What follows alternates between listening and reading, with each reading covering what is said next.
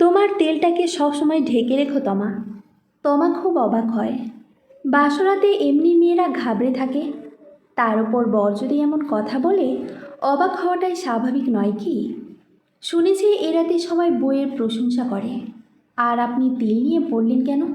আমি তো তোমার তেলকে ঢেকে রাখতে বলেছি, যাতে তোমাকে আরও বেশি সুন্দর লাগে। মাফ করবেন, আমি যতটুকু জানি আমার ঠোঁটের নিচে তেলটি সবারই খুব ভালো লাগে, কিন্তু আপনি যে। এ কথা বলার পরেই তমা তাকায় তার বর সাহিলের দিকে। লোকটি কোনো কথা বলছি না, কিন্তু তার দৃষ্টি বলছে তমা কথাটি বলে খুব বড় অপরাধ করেছে। রাগে মানুষের চেহারা লাল হয়, তমা এটা জানত, কিন্তু তমা যে সাহিলকে দেখছে তার চেহারা নীল হচ্ছে। ভয়ে তমা ঢোক গিলতে থাকে। সাহিল তমার চেহারা দেখে বুঝতে পারে ও ভীষণ রকম ভয় পাচ্ছে। সাহিল একটু পর এক গ্লাস পানি হাতে দিয়ে বলল, ভয় পাচ্ছ কেন? আমি বাঘ না ভাল্লুক? তমা কাঁপা কাঁপা হাতে গ্লাসটা ধরে, পানি হুলে ঢুকঢুক করেই গিলে নেয়। কি এখন ভয়ও আছে? তমা এবার সাহিলের দিকে তাকায়। না, এই সাহিল ছেলেটা এত সুন্দর করে হাসতে পারে জানা ছিল না তো। তমা অভিমানী সুরে বলে, আপনি তো বেশ সুন্দর করে হাসেন, ওরকম রাগী চেহারা আর করবেন না। সাহিল তোমাকে কাছে টেনে নিয়ে বলে, কান ধরবো? তমা লজ্জা পায়, মাথা নিচু করে বলে, ধরতে হবে না। তারপর ওরা হারিয়ে যায় দুজনের ভালোবাসার সমুদ্রে। সকালে গোসল করে চুল মুছছিল তমা, হঠাৎ আয়নার দিকে তাকায়। তোমার ডান গালের ঠোঁটের নিচে তিলটার উপরে একটা নীল রেখা ছেয়ে গেছে, যেন কোনো মেঘে সে আকাশ ঢেকে গেল। তোমার হাত দিয়ে তিলের জায়গাটা দেখছে। বিছানায় সাহিল হাত পা ছড়িয়ে ঘুমাচ্ছে। তোমার মনে এখন হাজারটা প্রশ্ন।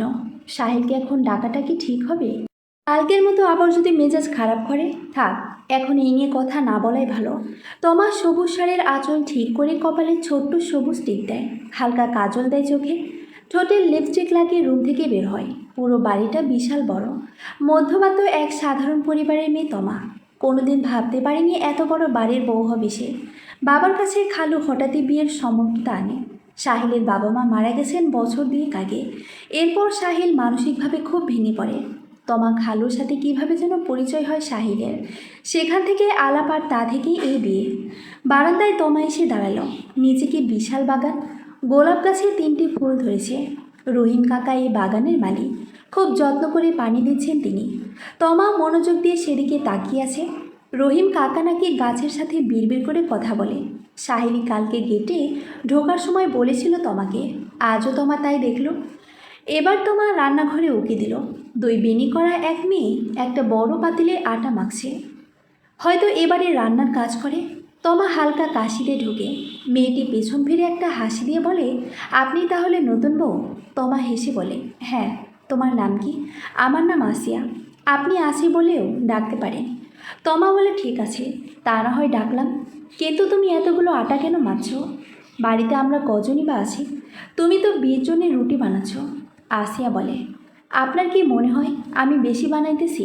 কিন্তু আজকে খাবার টেবিলে বসলেই আপনার সকল ধারণা বদলাই যাব। আচ্ছা, তাই নাকি? ঠিক আছে, তো আমিও দেখি এতগুলো খাবার কিভাবে শেষ হয়। আসিয়া বলে, বিশ্বাস করলেন না তো? দাঁড়ান দাঁড়ান, একটু পরেই দেখবেন। খাবার টেবিলে সাহিল বড় প্লেটটা নিয়ে নাস্তা করছে। পাশেই বসে আছে তমা। তমা সাহিলের খাওয়ার দিকে তাকিয়ে আছে। এটা সাহিলের 20 নম্বর রুটি চলছে। সাহিল কিছুক্ষণ পর খেয়াল করলো তমার দিকে। তমা হাঁ করে তাকিয়ে আছে। সাহিল বুঝতে পেরে একটু লজ্জা বোধ করল। হালকা কেসে তমাকে বলল, তুমি খাচ্ছ না যে? তমার সাহিলের কথায় ঘোর কাটল। মাথা নেড়ে বলল, হ্যাঁ হ্যাঁ, খাবো তো। তমার কপালে বিন্দু বিন্দু ঘাম, গলা দিয়ে খাবার ঢুকছে না। সাহিল হয়তো বুঝতে পারল তমা ওকে স্বাভাবিকভাবে নিচ্ছে না। বুকের ভেতরটা এমন দমড়ে মুছে কেন যাচ্ছে সাহিলের? প্রিয় মানুষের অস্বস্তিতে কে এমনই অস্বস্তি হয় জানা ছিল না সাহিলের। টেবিল ছেড়ে উঠে গেল সাহিল। তমা খাবার খাচ্ছে না, শুধু রুটিগুলো নাড়ছে। আসিয়া তমাকে বলল, ভাবিকে এত ভাবছেন? কিছু না রে, আমি জানি আপনি ভাইয়ারে নিয়েই ভাবতেছেন। তমা প্লেটগুলো গুছিয়ে নিতে নিতে বলে, তাই কি স্বাভাবিক নয়? বাবা মা ছেড়ে নতুন এক মানুষের সাথে জীবন শুরু করলাম, তাকে নিয়েই তো ভাবব। জানি না কি কপালে আছে। আপনি ভাইয়ার খাওয়া নিয়ে ভাবতেছেন, তাই না? আসিয়া, তোমার সব কাজ কি শেষ? কাজ ফেলে রেখে লাভ নেই, প্লেটগুলো ধুয়ে ফেলো। আমার শরীরটা খারাপ লাগছে, একটু বিশ্রাম নিব। আসিয়া বুঝতে পারে তমা এই বিষয়টা নিয়ে কথা বলা পছন্দ করছে না। তমা ঘরে ঢুকতে দেখে সাহিল কাছে, তার হাতে তার বাবা মায়ের ছবি। সাহিলকে দেখে তমা খুব অপ্রস্তুত হয়ে যায়। তমার বুকটা কেঁপে ওঠে। আমি কি তবে নিজের অজান্তেই সাহিলকে কোনো কষ্ট দিলাম? তমা সাহিলের কাঁধে হাত রাখে। সাহিল তাড়াতাড়ি চোখ মুছে বলে, তুমি কখন এলে? আমি কি আপনাকে কোনো কষ্ট দিয়েছি? না তো। তুমি কি আমাকে আবার কি কষ্ট দেবে? আমি তো জানি আমি একটু অন্যরকম। তমা সাহিলের চোখ মুছে দেয়। কী রকম শুনি? সাহিল তমার মুখ তুলে ধরে দুহাত দিয়ে বলে, আমাকে ছেড়ে যাবে না তো তমা কখনো? আমি যে তোমায় খুব ভালোবাসি তমা। তমা চোখ বন্ধ করে, তার দু চোখ দিয়ে পানি ঝরছে। সাহিল, আমি জানি না কোন সত্যের জন্য আপনি এত কষ্ট পাচ্ছেন। আমি এও জানি না তা কতটা কষ্টকর হবে আমার জন্য মেনে নেওয়া। আমি শুধু এটুকু জানি, আপনি আমার স্বামী, আর আপনার হাত আমার ছাড়া কখনো সম্ভব না। সাহিল জড়িয়ে ধরে তোমাকে। হয়তো বিধাতা তার জন্য এটা নির্ধারিত করেছেন। ঘোরলোর দিকে তাকানো যাচ্ছে না। শুধু বড় বাড়ি হলেই হয়, পরিষ্কার থাকতে হয়। এগুলো বিড়বিড় করতে করতে তমা বাসের রুমে গেল। তোমার হাতে একটা ঝাঁটা আর মুছুনি। তমা এখন যে রুমে ঢুকেছে এটাকে স্টোররুম বলা যায়। চারদিকে অনেক মাকড়সার জাল আর কিছু পুরনো ফার্নিচার। তমা ঝাঁটা দিয়ে জালগুলো সরাতে লাগলো। নাদবো, একটা ভারী গলার আওয়াজ শোনা যাচ্ছে। তমা এদিক ওদিক তাকালো, কই কেউ তো নেই। কী যে হয়েছে আমার! বলেই তোমা ফার্নিচার মুছতে শুরু করলো। নাদবো, এ কি আবার? তোমা চেঁচিয়ে বলে, কে কে আপনি? সামনে আসুন। আড়ালে লুকিয়ে কেন? তোমার গলা শুকিয়ে যাচ্ছে, হাত পা কাঁপছে। হা হা হা, লুকিয়ে আছি কে বলল রে? ডান বায়ে খুঁজলে পাবি আমায়। ওপরে তাকা। তমা ভয়ে ভয়ে উপরে তাকালো। তমা নিজের চোখকেই বিশ্বাস করতে পারছে না। একটা সাদা পাঞ্জাবি পরা লোক, তার সাদা দাড়ি, সে সিলিংয়ের ওপর হামাগুড়ি দিচ্ছে। তমার দিকে তাকিয়ে মুচকি মুচকি হাসছে। সে হাসিতে রহস্য। তমা পেছাতে পেছাতে দরজায় ধাক্কা খেল। কাপা কাপা কণ্ঠে বলল, সাহিল।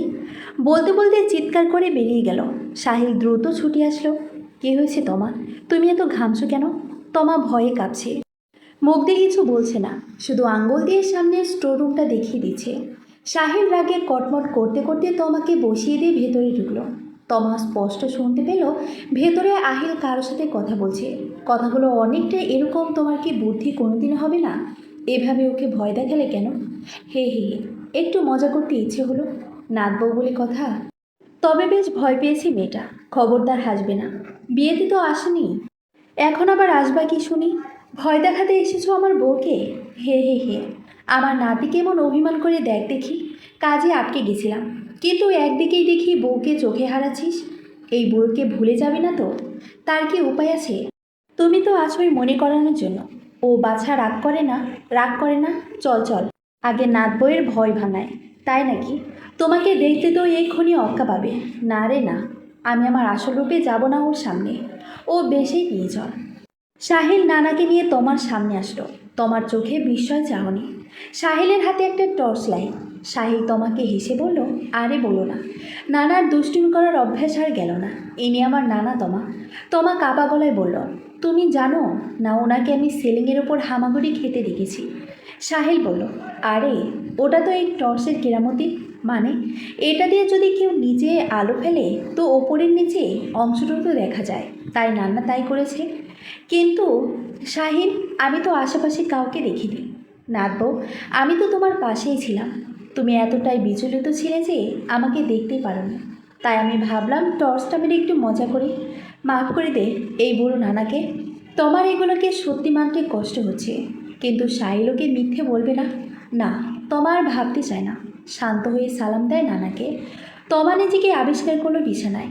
চোখটা কেমন ভারী হয়ে আছে। আস্তে আস্তে খোলার চেষ্টা করে যাচ্ছে। কপালটা কেমন যেন ভেজা। উফ, মাথাটাও বেশ ধরে আছে দেখছি।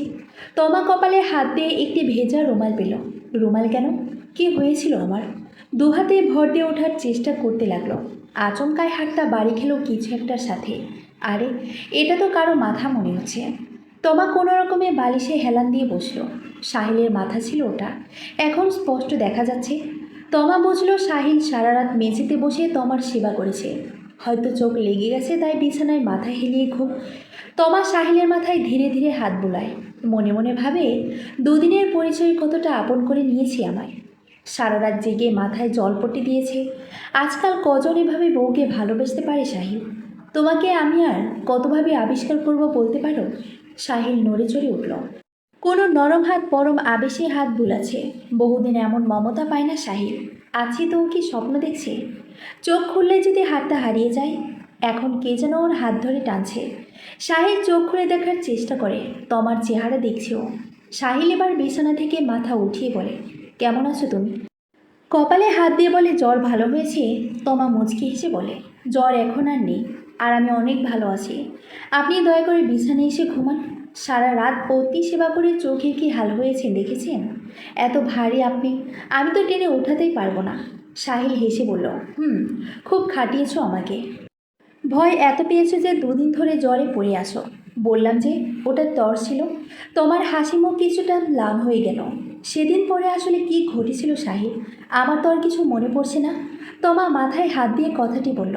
সাহিল তমাকে বুকে টেনে নিয়ে বলল, সেদিন নানাকে সালাম দিয়ে জেনে রুমে ঢুকতে নিলে হঠাৎ করে জ্ঞান হারালে। তারপর থেকেই জ্বর তোমার। ডাক্তার বলেছে অতিরিক্ত মানসিক চাপে এমন হয়েছে।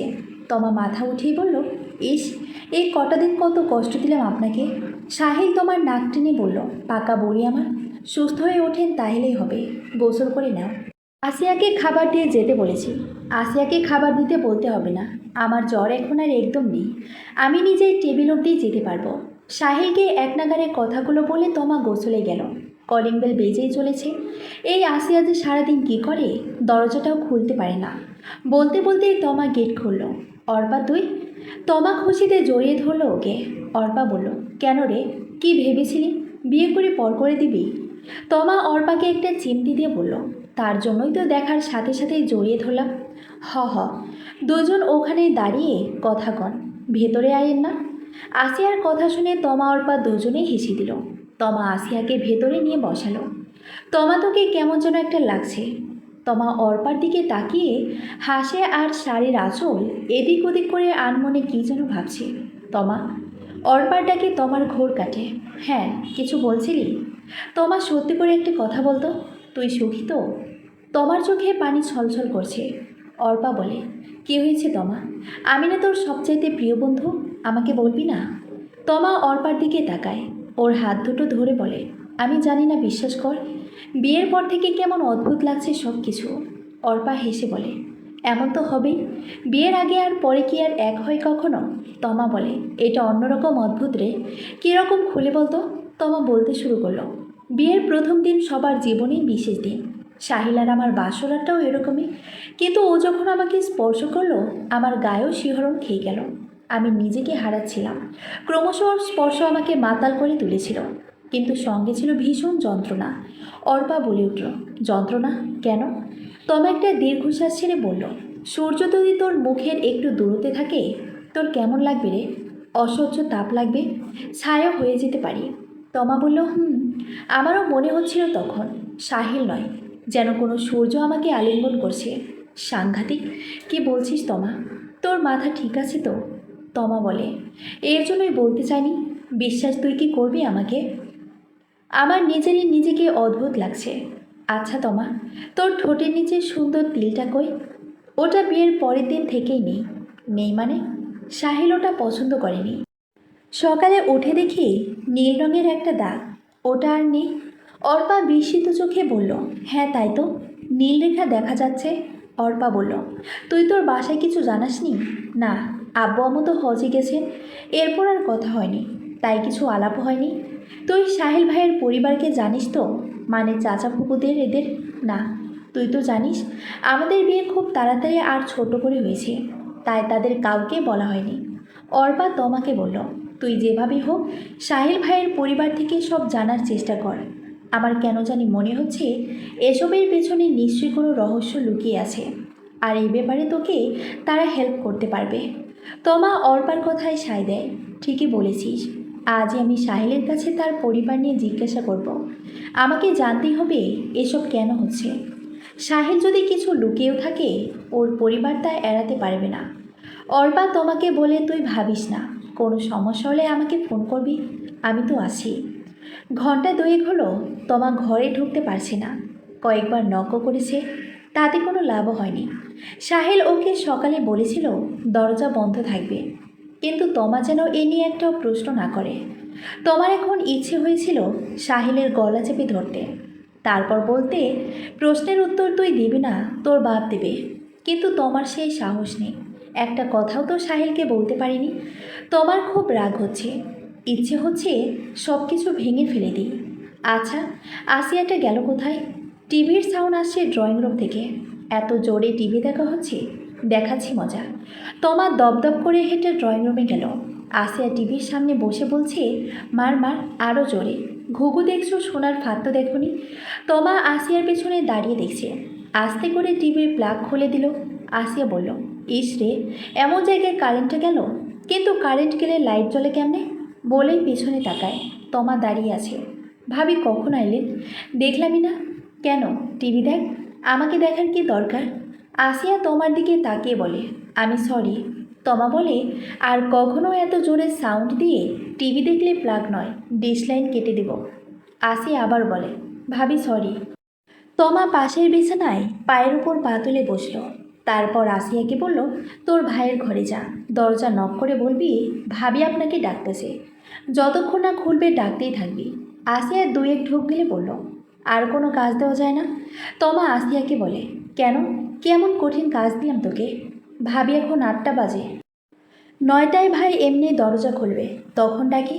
তুই কিভাবে জানলি যে 9টায় দরজা খুলবে? আমি যখন এই বাড়িতে প্রথম আসলাম, আমাকে রহিম চাচা পই পই করে বলে দিয়েছিল 3টা কাজ করতে। একটা হলো এ বাড়িতে খাবার যেন 50 জনের আন্দাজে হয়, খাবার যেন ঝাল কম আর মিষ্টি জাতীয় জিনিস থাকে, আর 7টা থেকে 9টা পর্যন্ত যেন ভাইয়ারে না ডাকে। একবার ভুলে ডাইকা ফেলছিলাম, তারপর ভাইয়া দরজা খুলে নেয়, কিন্তু যখন ডাইকা পিছন ফিরলাম দেখলাম।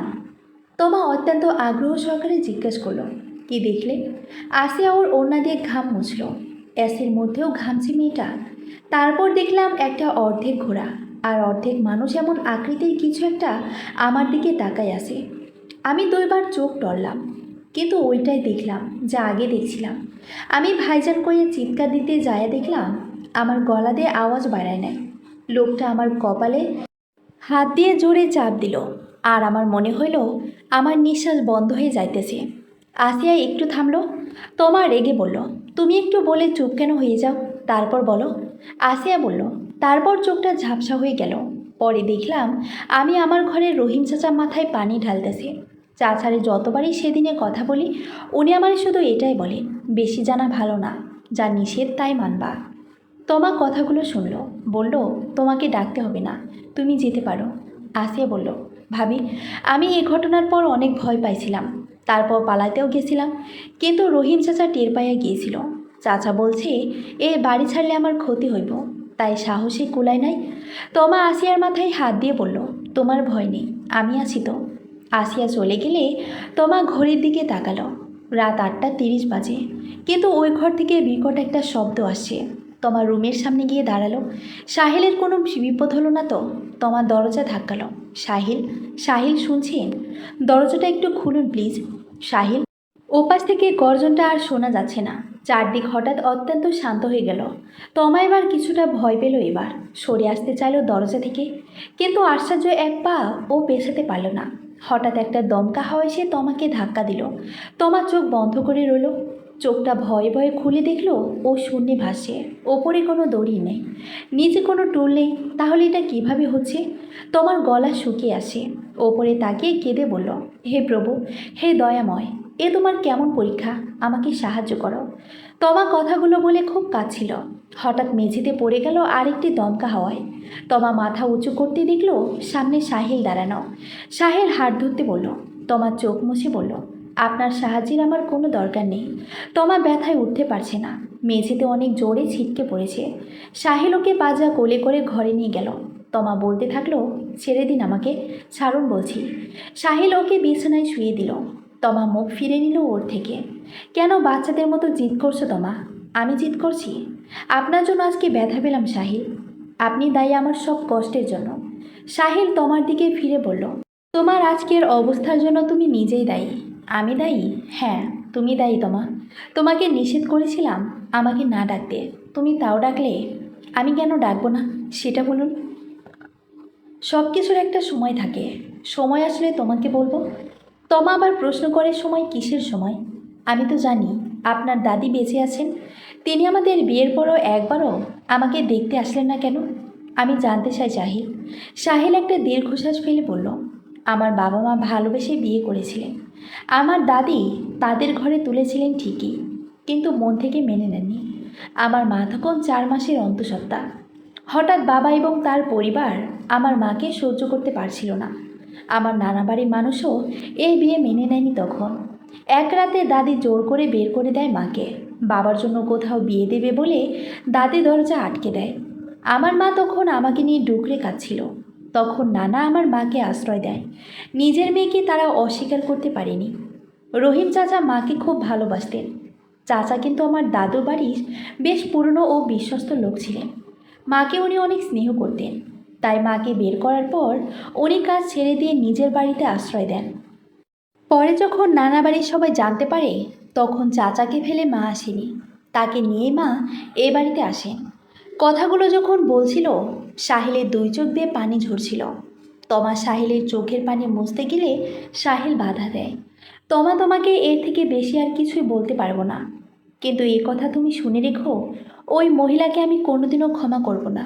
উনি আমাদের তাড়িয়ে দিয়ে ক্ষান্ত দেননি। উনি আমাকে মেরে ফেলার জন্য চেষ্টার কোনো ত্রুটি রাখেনি। আজকে তোমার সামনে দাঁড়িয়ে যে সাহিলকে দেখছো, সে একমাত্র বেঁচে আছে তার মার জন্য। সাহিল, আমি তোমাকে কষ্ট দিতে চাইনি, তুমি প্লিজ এভাবে কেঁদো না।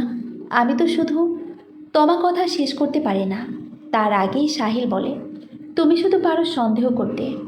তোমাকে কথাগুলো বলেই সাহিল চলে যায়। তমা দাঁড়ানো থেকে বসে পড়ে, অনেকক্ষণ ঝিম মেরে বসে থাকে। তারপর ফোনটা হাতে নিয়ে অর্পাকে ফোন দেয়। হ্যালো অর্পা, কালকে আসি আমি তোর বাসায়, জরুরি কাজ আছে। তমা ফোনটা রেখে বিছানায় গা এলিয়ে দিয়ে ভাবতে থাকে, শীঘ্রই দাদের সাথে দেখা করতে হবে। অর্পার বাসায় গিয়ে তমা থ হয়ে দাঁড়িয়ে আছে। অর্পা একটা লাশ সামনে নিয়ে বিলাপ করে কাছে। তমা একটু সামনে এগোতেই অর্পা চেঁচিয়ে উঠল, কেন এসেছিস আমার কান্না দেখতে? দেখ দেখ, আমাকে ভালো করে দেখ, আমি কাঁদছি। তমা কোনো কথা না বলে লাশটার সামনে গেল। হ্যাঁ, ভদ্রলোককে তমা চেনে, অর্পার স্বামী। গায়ের কাফনের কাপড়টা একটু সরে গেল। তমা বসা থেকে উঠে দাঁড়িয়ে বলল, এটা কিভাবে হলো? লোকটির ঘাড়ে একটি জখম হয়েছে, দেখে মনে হচ্ছে কেউ খুব বিশ্রীভাবে কামড়েছে। তমার চোখে পানি টলমল করছে। ওদিকে অর্পা চিৎকার করে বলছে, ওকে যেতে বলুন আপনারা, আমি ওর মুখ দেখতে চাই না। ও আমার স্বামীকে খেয়েছে, কাল নাগিনী, ও কাল নাগিনী। তমার নিজের কানকে বিশ্বাস করতে পারছে না। অর্পা কী সব বলছে এগুলা? ও তোর ছোটবেলার বন্ধু, ও কি করে তোমাকে দায়ী করছে? অর্পাকে ধরে রেখেছে 2জন মহিলা। অর্পা বারবার তমার দিকে তেড়ে আসতে চাইছে, কিন্তু 2জন মহিলা ওকে শান্ত করার চেষ্টা করছে।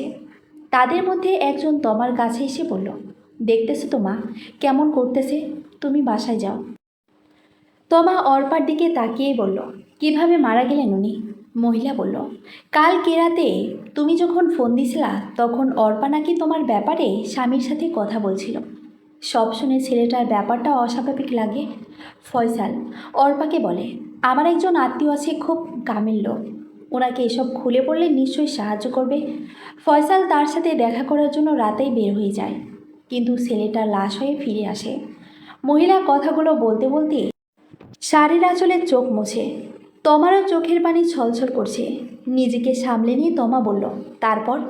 মহিলাটি বলল, এটুক বলার পরে অর্পা আর কিছু বলে নাই আমারে, খালি বারবার বলতেছে তমা আমার স্বামীকে খাইল। স্বামীর শোকে মাথাটা গেছে মেয়েটার। আহারে, এই অল্প বয়সে স্বামীটা গেল, মাথা কি ঠিক থাকে? তোমার চল বেয়ে পানি এখন শাড়িতে পড়ছে। তমা আবার অর্পার কাছে গেল, বলল, আপনারা ওকে ছেড়ে দিন, আমি শুনতে চাই ও আমাকে কি বলতে চায়। অর্পার হাত ছেড়ে দিলে অর্পা তেড়ে এসে তোমার গলা চেপে ধরে বলে, কেন মারলি ওকে? কি ক্ষতি করেছিল ও তোর?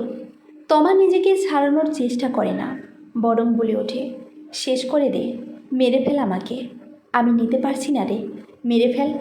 আশেপাশের মানুষ ছুটে এসে অর্পাকে সরিয়ে দেয়। অর্পা চিৎকার করে বলে, মেরে ফেলবো আমি তোকে, কেন আসছিস, বেরিয়ে যা। তমা আবারও অর্পার কাছে গিয়ে বলে, আমি কি তোর স্বামীকে মেরে ফেলেছি? তোর আসলে কি মনে হয় আমি মেরেছি? তমার চোখে পানি ছলছল করছে।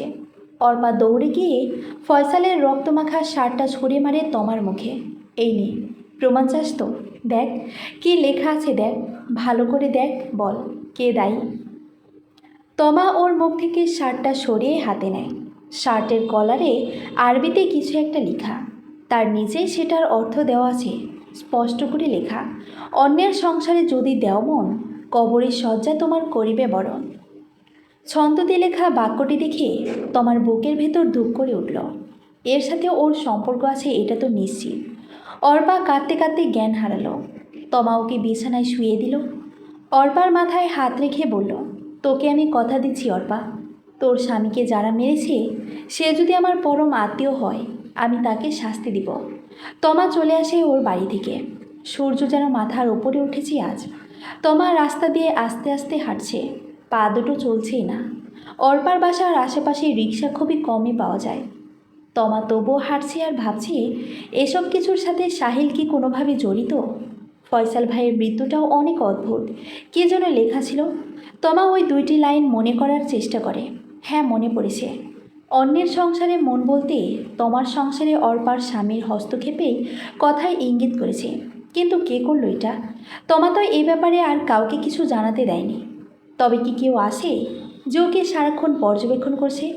তমার মাথায় অনেকগুলো চিন্তা। ভেবেছিল অর্পার সাহায্যে অনেক কিছু বের করতে পারবে, কিন্তু সে ঘুরে বালি। হাঁটতে হাঁটতে অনেকটা পথ এসে পড়েছে। গেটের কাছে সাহিল দাঁড়ানো। তমা গেটের কাছে যায়। কোথায় গিয়েছিলে? তমা সাহিলের প্রশ্নের উত্তর না দিয়ে ভেতরে ঢুকে। সাহিল ওখানেই দাঁড়িয়ে থাকে। আসিয়া এক গ্লাস পানি দাও তো। উফ, তৃষ্ণায় গলা শুকিয়ে গেছে। আসিয়া দৌড়ে পানি নিয়ে আসে। ঢকঢক করে পুরোটা গিলে তমা বলে, ফ্যানটা ছাড়। আসিয়া ফ্যানটা ছেড়ে বলে, আরেক গ্লাস পানি দেব?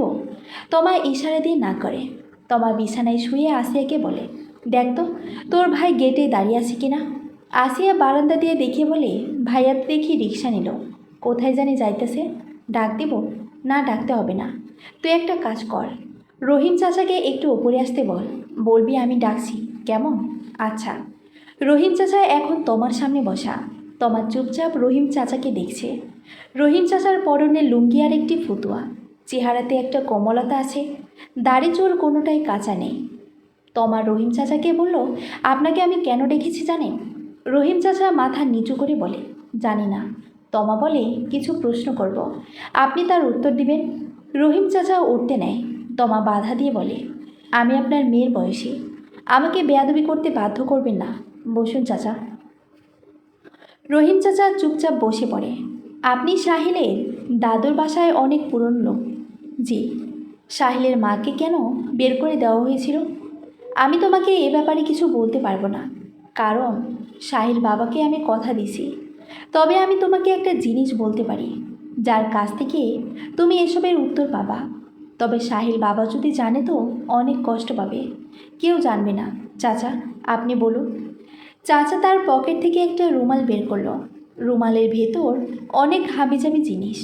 তার মধ্যে থেকে একটা কার্ড বের করে তোমাকে দিল। তোমা কার্ডটি হাতে নিল, বলল, এটা দিয়ে কি হবে?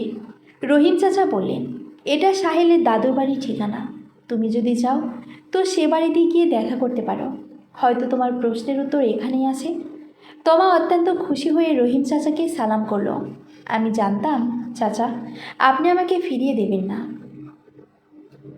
তবে সাহিল কিন্তু ওদের সাথে তোমার যোগাযোগ করা পছন্দ করবে না, এটা একটু ভেবে নিও। তমা কার্ডটা ব্যাগে ঢুকিয়ে বলল, সেটা নিয়ে ভাববেন না, ও কিছু জানবেই না। তমা বেরিয়ে পড়লো আবার। বাসাটা খুঁজে পাওয়া অনেক মুশকিল হবে। একটা রিক্সা করে অনেক ঘুরিয়ে পেঁচিয়ে ঠিকানাটা পেল। গেটে বড় করে লেখা নূরজাহান মেনশন। নামের মধ্যেই কেমন একটা সম্ভ্রান্ত ভাব আছে। বাড়িটার নাম সাহিলের দাদির নামেই দেওয়া হইতো। তমা রিক্সা ভাড়া দিয়ে কলিং বেল চাপল। একজন দারোয়ান দরজা খুলল। তমা কার্ডটা বের করে বলল, দেখুন তো এটাই বাড়ির ঠিকানা কিনা। দারোয়ান বলল, এটাই তো, কাকে চাই? তমা হেসে বলল, নূরজাহান ম্যাডামের সাথে একটু দেখা করতে চাই। আপনি এখানে দাঁড়ান, আমি জিগাই আসি। ও আপনার নাম? আমি তমা। এ বাসায় যে কাজ করতো রহিম চাচার আত্মীয়। লোকটি ভেতরে গেল। একটু পরে সে বলল, যান, দোতলার দরজা খোলা আছে, গিয়া দেখবেন প্রথমেই বসার একটা ঘর, ওইখানে বসে অপেক্ষা করবেন। আগ্রহ দেখাইয়া বেশি ভেতরে ঢুকবেন না। রহিম চাচার নাম কইছেন তাই ঢুকতে পারছেন। তবা মাথা নেড়ে হ্যাঁ বোঝালো। দোতলায় গিয়ে সোজা বসার ঘর, চুপচাপ গিয়ে বসে পড়ল। কি সুন্দর ঘরে, পুরো ঘর গোছানো সাজানো। শোকেসে ক্রিস্টালের কাজ করবা নানান শোপিস। তমা মুগ্ধ হয়ে দেখতে লাগলো। তমা যে স্ত্রী সোফাটায় বসেছে তাতে অনেক সুন্দর কারুকাজ। প্রত্যেকটা জিনিস এত যত্ন করে সাজানো যে বলে বোঝানো যাবে না। ফুলদানিটা রাখা হয়েছে সোফার পাশে, ওটার ভেতরে কিছু উন্নত মানের প্লাস্টিকের ফুল, কিন্তু ফুলগুলো ধরে আছে একজন চাষি। সে ভেতরে ঢুকছে ফুলগুলো নিয়ে, আবার বের হয়ে বলছে ওয়েলকাম। তমা ফুলদানি দেখে হাতে নিয়ে বলল, ওয়াও, ফুলদানির নিচে একটা ব্যাটারি ফিট করা। এটাই চাষির ওয়েলকাম বলে ওঠানামার রহস্য। আমি আমার জিনিসে হাত দেওয়া পছন্দ করি না। তমা একটা ভারী মহিলা কণ্ঠ শুনে ফুলদানিটি রেখে দিল। সামনে দাঁড়িয়ে নূরজাহান বেগম। তমা একটি অপরাধ করেছে, অপরিচিত কারো জিনিসে হাত দিয়েছে, তাই মহিলার দিকে তাকাতে প্রচণ্ড অস্বস্তি হচ্ছে। তমা তবু অস্পষ্ট স্বরে বলল, মাফ করবেন, আমি আসলে দেখছিলাম ওটা। তমা আমতা আমতা করে কী যেন বলল, নিজেই বুঝল না।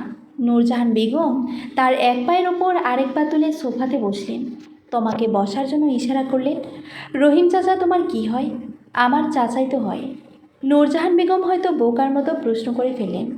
আসলে বলতে চাইছি, কেমন চাচা হন? উনি আমার রক্তের কেউ হন না। তাহলে উনি তোমাকে আমার কাছে পাঠালেন কেন? টাকা পয়সা লাগবে নাকি? উনি অবশ্য কখনোই বেতন নিতেন না, সবসময় বলতেন যা যা লাগবে চেয়ে নেব। হুম, তোমা কী দিয়ে যে শুরু করবে বুঝে উঠতে পারছে না। নূরজাহান বেগম বললেন, তুমি হয়তো জানো না, আমি খুব সময় মেনে চলি, তাই তোমার এই চুপ থাকা আমার সময় নষ্ট করছে। তমা এবার সামনে বসা মহিলার দিকে তাকাচ্ছে। কি অদ্ভুত সুন্দর এক ব্যক্তি। বয়স তার 60 ছুঁই হবে, কিন্তু মেরুদণ্ড সোজা করে বসে আছে।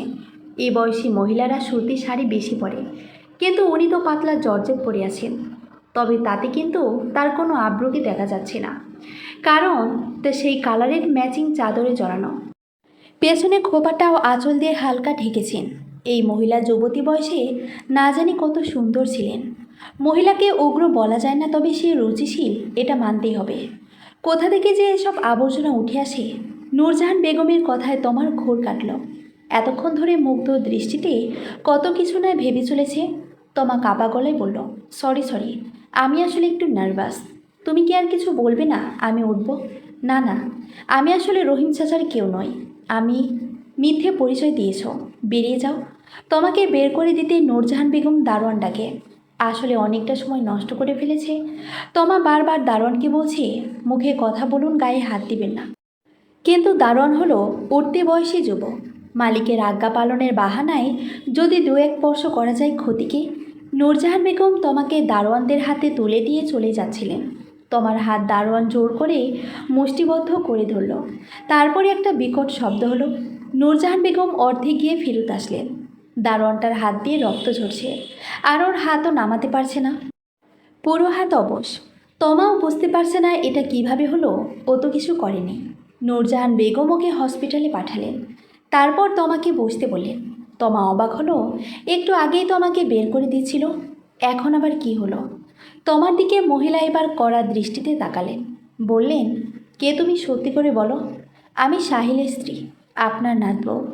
তমাও সোজাসুজি উত্তরটা দিয়ে দিল। নূরজাহান একটু ঘাবলানি, ওনার দৃষ্টি তমার পায়ের দিকে।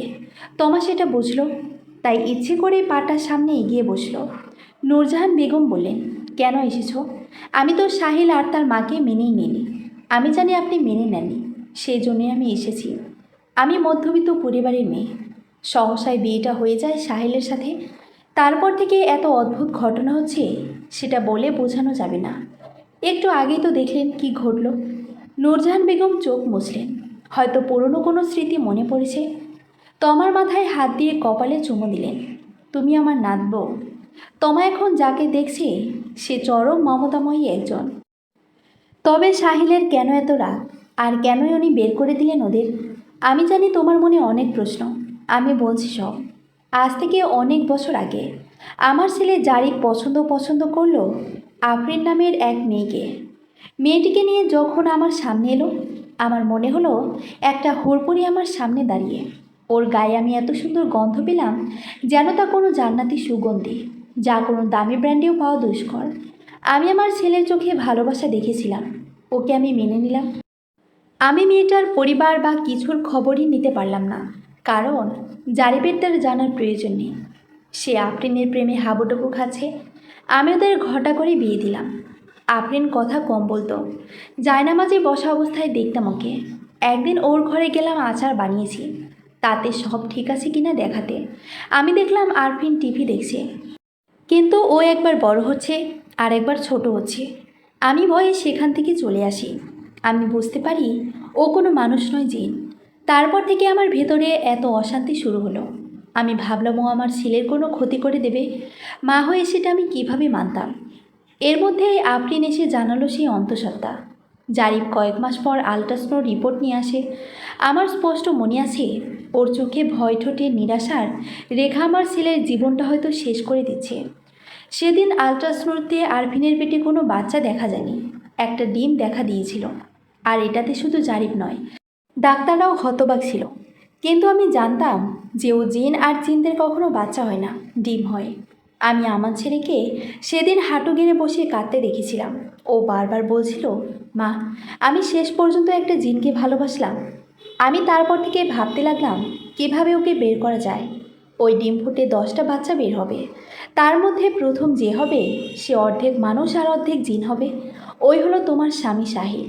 তমা এতক্ষণ ঠিক ছিল, কিন্তু চোখের সামনে সত্যটা ভাবতে কষ্ট হচ্ছে। ও ভয় পাচ্ছে, খুব ভয় পাচ্ছে। তমা নিজেকে সামলে নিয়ে জিজ্ঞাসা করলো, তারপর কি হলো? নূরজাহান বেগম আবার বলতে শুরু করলেন, আমি এক হুজুরের দ্বারস্থ হলাম। উনি আমাকে জারিফের আবার বিয়ে দিতে বললেন। তাহলে হয়তো মেয়েটি নিজের স্বজাতির কাছে ফিরে যাবে, কারণ তারা কখনো সতীনের সংসার করবে না। আর যেহেতু মেয়েটি নামাজি, তো ক্ষতি করবে না। তাই আমি জারিফকে লুকিয়ে বিয়ে পড়াতে চাইলাম, কিন্তু আফরিন তাতে বাধা দিল। ও আমার ছেলেকে কোহে কাহাব ওদের দেশে নিয়ে যেতে চাইল, কিন্তু হুজুর দোয়া দরুদ পড়ে সেই পরিস্থিতি ঠান্ডা করলেন। কিন্তু আফরিন বুঝে গেল ও আর জারিফের সেই ভালোবাসা নেই, কারণ ওর পরিচয় সবাই জেনে গেছে। আমাদের মধ্যে যেমন মানুষ শয়তান থেকে, তেমনি ওদের জিন শয়তান রুইজাও আছে।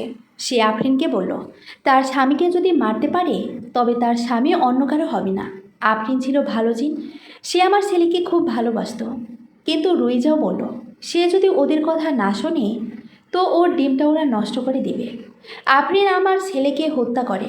আমি যখন তা দেখি তখন থেকেই বের করতে চাই। মানুষের আদালতে মানুষের বিচার হয়, কিন্তু জিনের বিচার হয় না।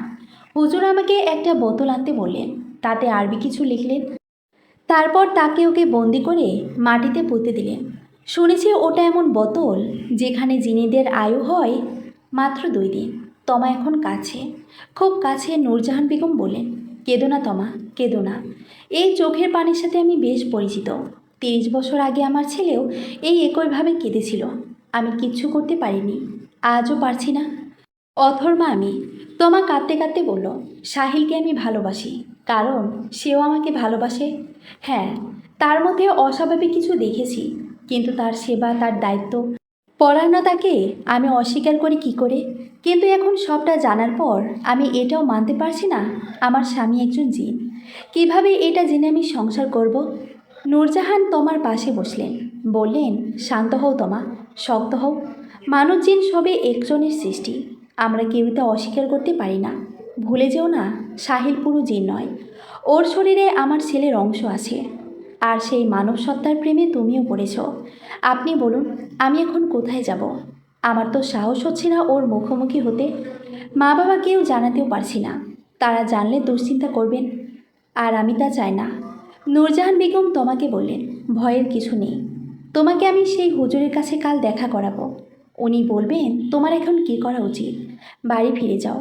তোমার রাস্তা দিয়ে হাঁটছে, নূরজাহানের কথাগুলো কানে বাজছে। এ সত্য শোনার জন্য প্রস্তুত কি ছিল? সারের আঁচল রাস্তায় গড়াগড়ি খাচ্ছে। আশেপাশের মানুষ তা দেখে নানান মন্তব্য করছে, কিন্তু তোমার সেদিকে খেয়ালই নেই। অনেকক্ষণ ধরে তমা বিছানায় গুটিসুটি মেরে বসে আছে।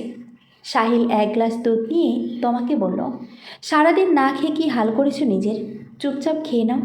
তোমা অন্যদিকে মুখ ফিরিয়ে বলল, খাবো না, চলে যাও। সাহিল দুধের গ্লাসটি রেখে তোমার গুটিয়ে রাখা হাঁটুতে হাত রাখল। তোমার সঙ্গে সঙ্গে সরে বসল। সাহিলের খুব কষ্ট হলো। ওর চোখের থেকে দু ফোঁটা পানি তোমার হাতে পড়ল। তমা বুঝল সাহিল ওর ব্যবহারে কষ্ট পেয়েছে। সাহিল বলল, তুমি আমাকে বলেছিলে তমা, আমি সত্য যত কঠিনই হোক তুমি আমাকে ছেড়ে যাবে না। তবে আজ কেন ভয় পাচ্ছ? ও এখন গোয়েন্দাগিরিও করা হচ্ছে। আমি যে সত্য জেনে গেছি এটাও তোমার জিন বন্ধুরা জানিয়ে গেছে। বাহ, ভালো তো, ক্ষমতার ব্যবহার করছো। সাহিল তোমাকে দেখছে। তোমার চোখে এ কিসের সংকেত? ওকে তবে সাহিলকে ঘৃণা করে? সাহিল একটা দীর্ঘশ্বাস ছাড়ল। বলল, তুমি ভালো করে জানো আমি তোমার মতো সাধারণ নই। আর তোমার খবর নিতে আমাকে কিছুই করতে হয়নি। তুমি কি জানো না প্রত্যেক মানুষের সাথেও জিন থাকে?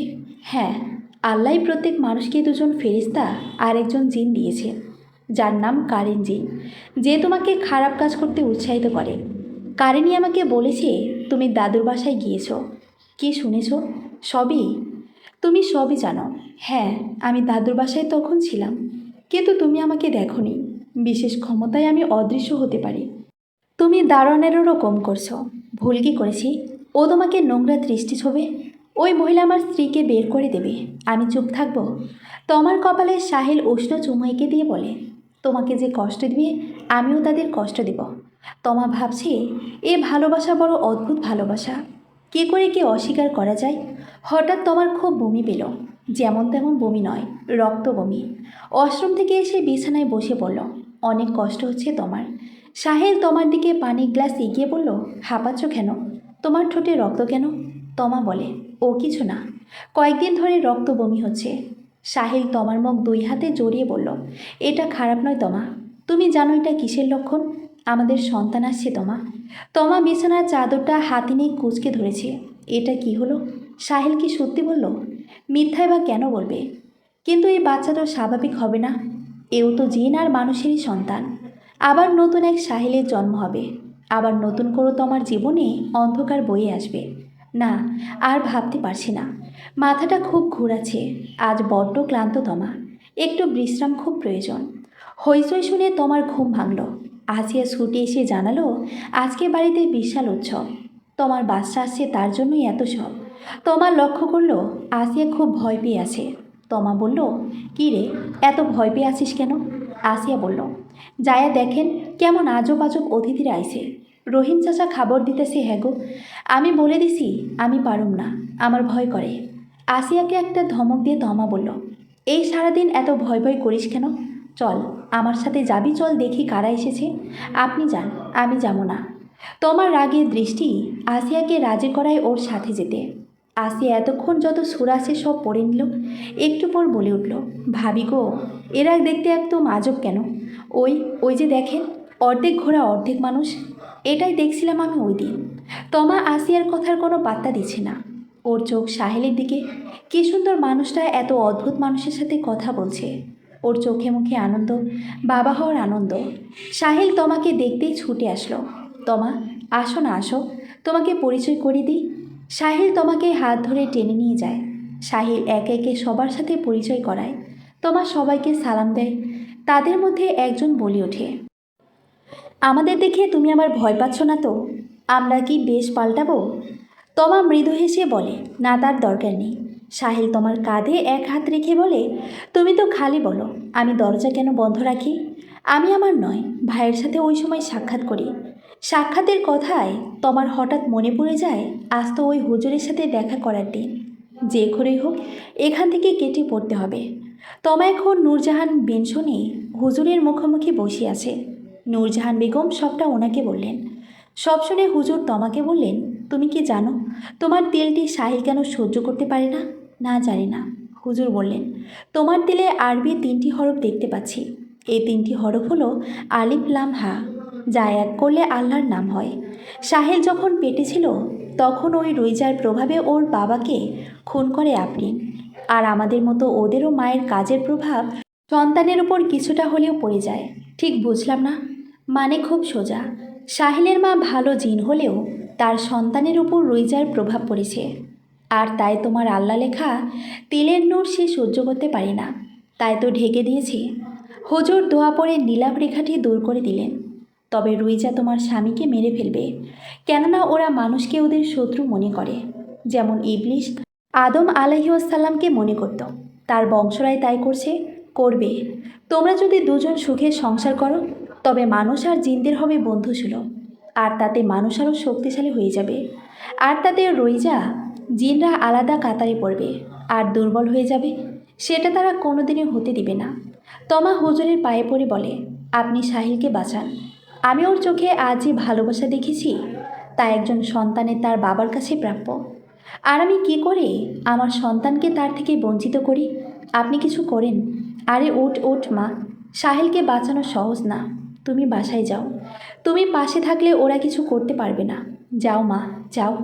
তমা দরজার সামনে দাঁড়িয়ে দেখল দুইটি লাশ, একটি আসিয়া, অপরটি রহিম চাচার। তমার হঠাৎ ভেতরটা কেঁপে উঠল। রহিম চাচা বলে চিৎকার দিল। একটু পরে আসিয়ার তাকানো চোখটা হাত দিয়ে বন্ধ করে উঠল। ঝাপসা চোখে দেখল দূরে সাহেল মেঝেতে কাতরাচ্ছে। গরু যখন জবাই করে তখন রক্তগুলো ফিনকি দিয়ে বের হয়ে এভাবেই তাপড়ায়। তমা ছুটে গিয়ে সাহেলকে ধরে বলে, তোমার নাকে রক্ত কেন? কিভাবে হলো এগুলা? সাহেল তোমার পেটে হালকা একটু হাত ছুঁয়ে বলল, পালাও।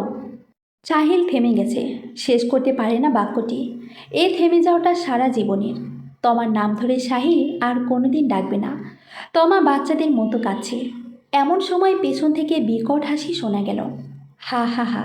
তমা তমা কান্না বন্ধ করে পেছনে তাকালো। সামনে দাঁড়িয়ে আছে রুইজা। তার মুখ কাঁটাযুক্ত গাছের মতো, শরীর কুমিরের মতো।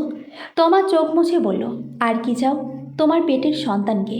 ওকে শয়তানের নামে উৎসর্গ করো, না হলে ওর মৃত্যু চোখের সামনে দেখো। তমা মাটিতে হাঁটু গেড়ে বলে, আমি কি করব? তোমার পাশে দাঁড়ায় 9জন জিন। তমা টের পায় বিশাল ঝড় বয়ে যাচ্ছে রুমের ভেতর। লাইট অফ হয়ে গেছে। একটু পর আবার সব কিছু শান্ত হলো।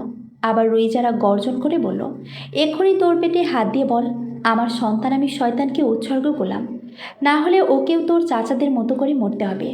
তমা অঝরে কাঁদতে কাঁদতে বলল, কোনো দিন না, কোনো দিন না। তখনই ওর পেট থেকে একটি শিশু কণ্ঠস্বর বলে উঠল, মা তুমি আর কেঁদো না, তোমার আঁচল মুখ থেকে সরাও মা। আর কত কাঁদবে? তমা আঁচলটা সরাইতেই স্পষ্ট দেখতে পায় একটা বিচিত্র আলোক রশ্মি ওর তেল থেকে বিকীর্ণ হচ্ছে। তা ঝলছে দিচ্ছে রুইজার শরীর। তমা এখন নূরজাহান মেনশনে থাকে। তোমার বাচ্চাটি স্কুলে যায়, ওর নাম রাহি। সাহিলের মতো রাহিও জানে ও একটু অন্যরকম, তাই পাড়ার ছেলেমেয়েরা ওর সাথে খেলে না। তোমার বাবা মা আজও জানে না সাহিলের মৃত্যু কত অদ্ভুতভাবে হয়েছে। তমা আজও সাহিলকে খুঁজে বেড়ায় শূন্যতার মায়াজালে। জানাবেন কেমন লাগলো আপনাদের। প্রত্যেকটি চরিত্র গল্পটির শেষটি একটু পরিবর্তন করলাম। ধন্যবাদ। সমাপ্ত।